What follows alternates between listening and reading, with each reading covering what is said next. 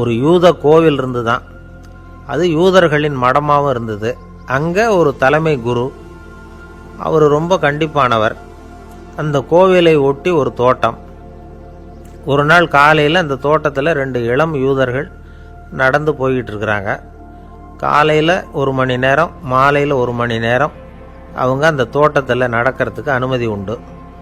மற்ற நேரங்களில் அவங்க மத புத்தகங்களை படிக்கணும், பிற விதிமுறைகளை கடைபிடிக்கணும். அந்த 2 பேருமே தொடர்ந்து புகைப்பிடிக்கிற பழக்கம் உள்ளவங்க. ஆனால் கோவில் மடத்தில் இருக்கிறப்போ அவங்க புகைப்பிடிக்க முடியாது, அது கடுமையான குற்றம். சரி, நாம் தோட்டத்தில் இருக்கிறப்போவாவது புகைப்பிடிக்கலாமா அப்படின்னு ஒரு ஆசை அவங்க 2 பேருக்குமே. இருந்தாலும் பயம். இப்படி கேட்டால் மதகுரு என்ன சொல்லுவாரோ அல்லது என்ன செய்வாரோங்கிற பயம். இப்படியே கொஞ்ச நாள் ஆச்சு. ஒரு நாள் அந்த 2 பேரில் ஒருத்தன் ரொம்ப கலங்கி போய் அந்த கோவிலிருந்து வெளியில் வந்துக்கிட்டு இருந்தான்.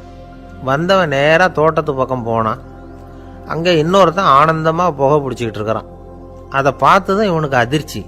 அட கடவுளே, என்ன இது, நீ கேட்காமலே ஆரம்பிச்சிட்டியா அப்படின்னா. இல்லை நான் கேட்டுவிட்டு தான் ஆரம்பிச்சிருக்கேன்னா அவன். அப்படியா, என்ன மனுஷன் இவர், நானும் தான் கேட்டேன், என்ன கண்ணாமுன்னான்னு திட்டிவிட்டார். இது என்ன கோவிலா இல்லை நரகமா? உனக்கு புகை பிடிக்கணும்னு ஆசையாக இருந்தால் நரகத்துக்கு போகணும்னு சொல்லிவிட்டார்.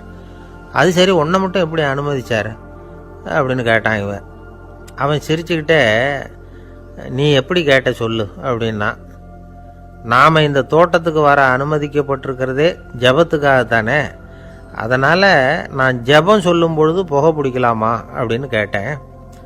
அதுக்கு தான் அவர் சத்தம் போட்டு என்னை அடிக்கவே வந்துட்டார் அப்படின்னா இவன். நீ ஒரு மாதிரியாக கேட்டிருக்க, நான் வேறு மாதிரியாக கேட்டிருக்கிறேன். ஜெபம் சொல்லும்போது புகை பிடிக்கலாமான்னு நீ கேட்டிருக்க.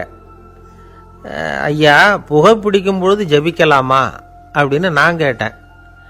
அதில் தப்பு ஒன்றும் இல்லை அப்படின்னு பதில் சொல்லிட்டார் அப்படின்னா. ஒரு சிறிய மாற்றம்தான் அது மிகப்பெரிய மாறுதலை ஏற்படுத்தி விட்டது. மனசு நல்ல விதமாக சிந்திக்க ஆரம்பிச்சுட்டுதுன்னா மகிழ்ச்சிக்கு பஞ்சம் இல்லை. தென்கட்சி கோ. சாமிநாதன் ஐயா அவர்களின் இன்று ஒரு தகவல் நகைச்சுவை கதைகளை கேட்டு ரசித்தமைக்கு நன்றி.